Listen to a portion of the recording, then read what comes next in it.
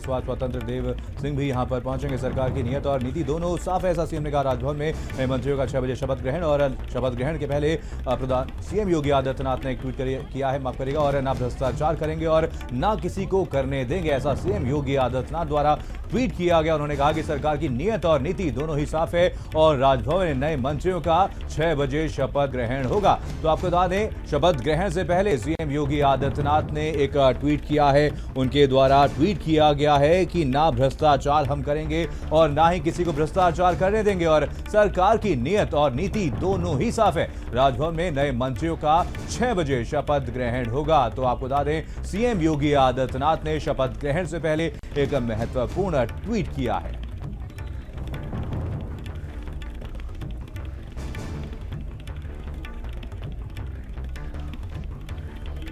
चलिए, इसी खबर पर जानकारी के साथ हमारे स्टेट हेड वीरेंद्र सिंह जुड़ गए हैं। वीरेंद्र जी, यहाँ पर शपथ ग्रहण समारोह कुछ ही देर बाद होने वाला है। 6 बजे यहाँ पर शपथ ग्रहण समारोह होना है। उससे पहले सीएम योगी आदित्यनाथ द्वारा एक महत्वपूर्ण ट्वीट किया गया, क्या कहेंगे?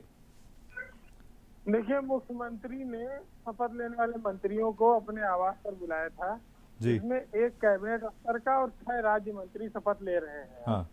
और इसी बीच जो है, जो 5 जुलाई से विधान परिषद की 4 सीटें रिक्त थी उत्तर प्रदेश में, उनका भी नाम सरकार ने तय कर दिया है। इसमें समाजवादी पार्टी छोड़कर आए हैं शामली से वीरेंद्र सिंह गुर्जर, ये पहले भी एमएलसी रहे हैं जी, उनको एमएलसी बनाया जा रहा है जी। गोपाल अंजान भुर्जी, ये मुरादाबाद के रहने वाले हैं। हाँ। जितिन प्रसाद शाहजहांपुर के और निषाद पार्टी के अध्यक्ष संजय निषाद गोरखपुर के। इन 4 लोगों को विधान परिषद में सरकार ने मनोनीत कर दिया है। इनके नाम सरकार ने राज्यपाल को भेज दिए हैं।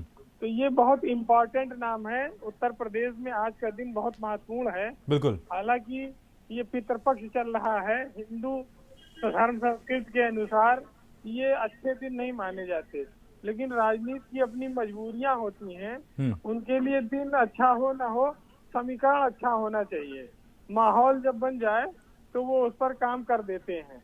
अभी ये जो सूचना है कि मंत्रिमंडल विस्तार में सिर्फ एक कैबिनेट मंत्री शपथ लेगा, बाकी जो 6 लोग शपथ लेंगे वो राज्य मंत्री पद की शपथ लेंगे, यानी कि 7 लोग मंत्री पद की शपथ लेने जा रहे हैं। तो जितिन प्रसाद चूंकि केंद्रीय मंत्री रहे हैं, उनको कैबिनेट मंत्री बनाया जाएगा, बाकी 6 लोग ये राज्य मंत्री की शपथ लेंगे। तो एक साथ ये 2 बड़ी खबरें हैं आपके सामने। एक तो 4 एमएलसी का मनोनयन सरकार ने उनके नाम क्लियर कर दिए हैं और संजय निषाद भी उसमें शामिल हैं। दूसरा कि एक कैबिनेट और 6 राज्य मंत्री शपथ ले रहे हैं। जी बिल्कुल। वीरेंद्र जी, जिस तरीके से यहाँ पर आज बीजेपी द्वारा 2022 के विधानसभा चुनाव से पहले जातिगत समीकरण यहाँ पर साधने की कोशिश की गई है, क्या लगता है मास्टर स्ट्रोक साबित हो सकता है अगले साल के लिए? बिल्कुल। देखिए, बीजेपी ने 2022 के चुनाव को रखकर ये 7 और 4 नाम, इसमें से एक नाम कॉमन है जो मंत्री पद की शपथ ले रहा है। 10 लोगों के नाम ऐसे हैं जिसमें 4 एमएलसी बन रहे हैं और उसी में से एक नाम मंत्री बन के 7 लोग मंत्री बन रहे हैं। बीजेपी ने ब्राह्मण को, ओबीसी को और शेड्यूल कास्ट को सबको काफी खूब प्रतिनिधित्व दिया है। बिल्कुल। और पश्चिमी उत्तर प्रदेश से लेके और सोनभद्र और विंध्याचल तक लोगों का ख्याल रखा है। बिल्कुल। तो कुल मिलाकर ये है कि हर इलाके को जोड़कर ये सरकार चुनाव में जाएगी और खास तौर से दलित समाज को, ओबीसी समाज को मैसेज दे रही है बिल्कुल कि बीजेपी सत्ता में उनको सबसे ज्यादा महत्व देती है और अगर दोबारा सत्ता में आती है तो फिर उनको महत्व देगी।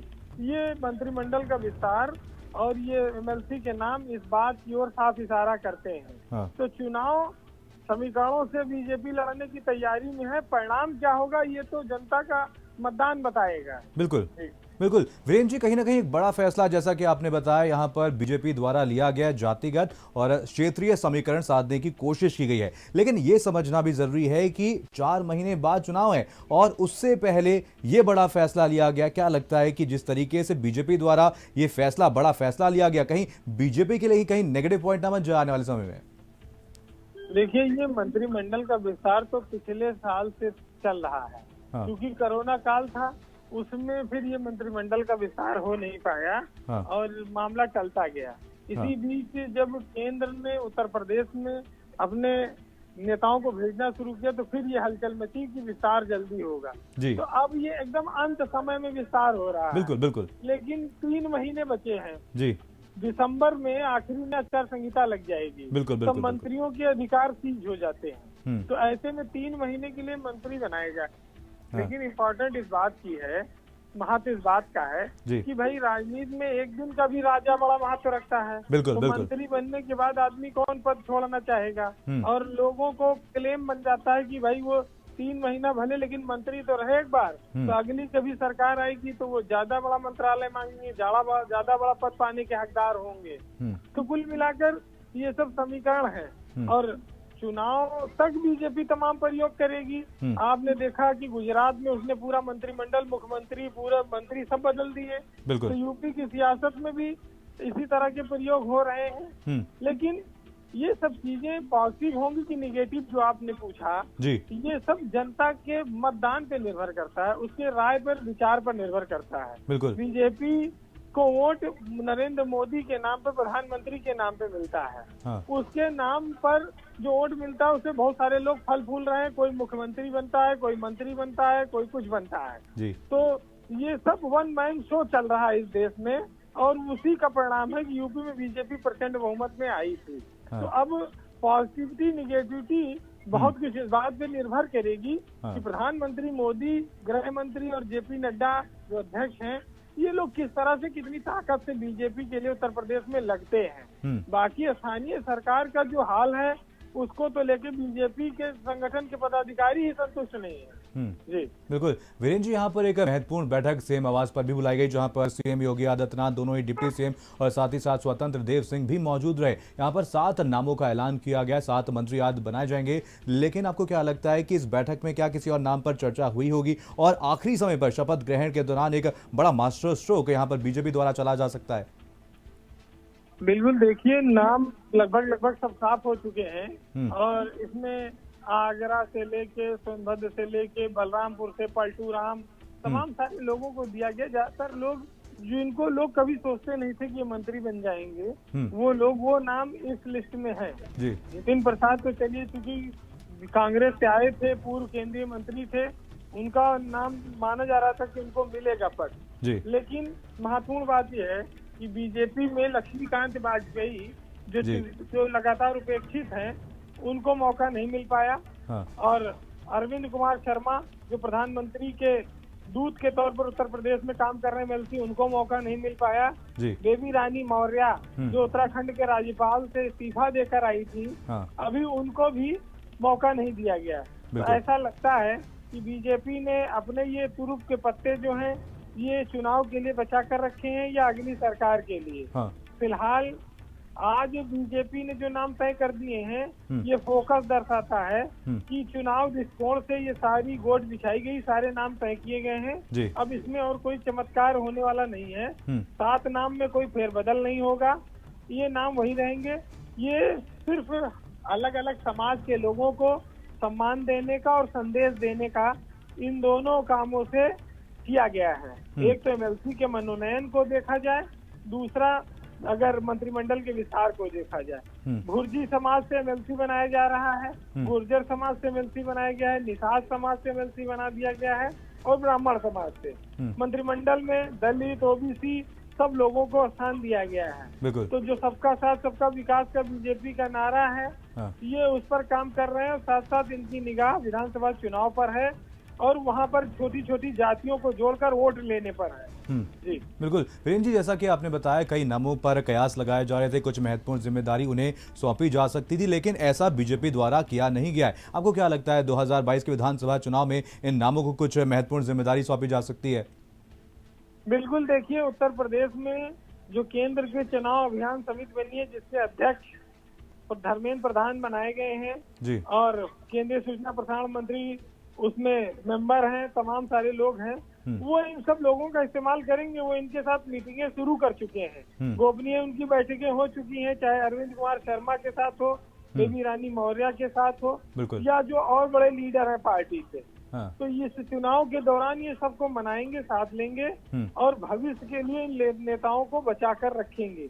ये बात सही है कि बीजेपी ने अगर आज इन नामों को मंत्रिपरिषद में नहीं लिया है तो 3 महीने के लिए हो सकता है कि इन लोगों ने इनकार कर दिया हो मंत्री बनने से, वो सकता है, अगली बिल्कुल। सरकार में नई भूमिका में काम करना चाहते हो, बिल्कुल। इसलिए वो वेट कर सकते हैं। तो सियासत में बहुत सारी चीजें पत्ते भविष्य के लिए बचा कर रखे जाते हैं। हाँ। अब तो उत्तर प्रदेश में चुनाव का मौसम शुरू हो गया है। हाँ। कोई मंत्री बने, कोई एमएलसी बने, इससे ज्यादा फर्क नहीं पड़ता। विपक्षी दल अपना तेजी पकड़े हैं, भाजपा अपने काम में लगी है। ये मौसम चुनाव का है और ये मंत्री पद के बजाय लोग क्षेत्र में ज्यादा समय दे रहे हैं और उसको ज्यादा महत्व दे रहे हैं क्षेत्र को। तो ये तो विधायकों की संख्या पे निर्भर करेगा कि ये जो फैसले आज हो रहे हैं ये सही थे या देर से किए गए। जी बिल्कुल वीरेंद्र जी, यहाँ पर अगर बात की जाए बेबी रानी मौर्य की, तो वो उत्तराखंड में राज्यपाल रही हैं, पूर्व राज्यपाल रही हैं उत्तराखंड की। उनके द्वारा इस्तीफा देने के बाद कयास लगाए जा रहे थे कि उन्हें एक महत्वपूर्ण जिम्मेदारी दी जा सकती है, मंत्री बनाया जा सकता है, लेकिन उनके नाम पर मोहर नहीं लगी है। क्या लगता है उनके नाम को लेकर के आगे क्या प्लान है बीजेपी का? देखिए, बेबी रानी मौर्य राज्यपाल रही, उसके बाद उनको अब बीजेपी का राष्ट्रीय उपाध्यक्ष बना दिया गया है। तो एक बहुत बड़ा पद उन्हें दिया गया है। हाँ। तो ऐसे में उनका नाम डिप्टी सीएम के लिए भी चला था कि वो डिप्टी सीएम भी बन सकती हैं या वो उत्तर प्रदेश में सीएम का भी चेहरा बनाई जा सकती हैं या उनको कहीं और बीजेपी इस्तेमाल कर सकती है। हाँ। इस पर अभी तक जो है खुलासा नहीं हुआ है, लेकिन ये जरूर है कि कोई संवैधानिक पद पर रहा हुआ व्यक्ति उसको बीच रास्ते में वहां से हटा के पार्टी की मुख्यधारा में लाया गया है, तो कुछ न कुछ तो बीजेपी के शीर्ष नेतृत्व ने सोचा होगा और वो उनकी भूमिका तय करेगा चुनाव में। तो बेबी रानी मौर्य की भूमिका उत्तर प्रदेश के चुनाव में बेहद शानदार और महत्वपूर्ण होने वाली है, इससे कोई इनकार नहीं कर सकता। अभी वो आगरा में मौजूद हैं और वहां से राजनीतिक हालातों का जायजा ले रही हैं। लेकिन इतना जरूर है कि यूपी की पॉलिटिक्स में आने वाले दिनों में ये नाम आपको बार बार सुनने को मिलेगा और वो बहुत महत्वपूर्ण रोल में रहेंगी। महिला होने के नाते उनकी उदारता जग जाहिर है। राज्यपाल के तौर पर उन्होंने 3.5 साल सफल कार्यकाल निभाया है, तो वो एक बीजेपी के लिए सशक्त चेहरा और महिला होने का चेहरा उत्तर प्रदेश में ओबीसी और दलित समाज को जोड़ने के लिए वो हो सकती हैं। वो आने वाले वक्त में चुनाव के समय उनकी भूमिका दिखेगी। बिल्कुल। चलिए, तमाम जानकारी के लिए आपका बहुत बहुत धन्यवाद वीरेंद्र जी। और इस बीच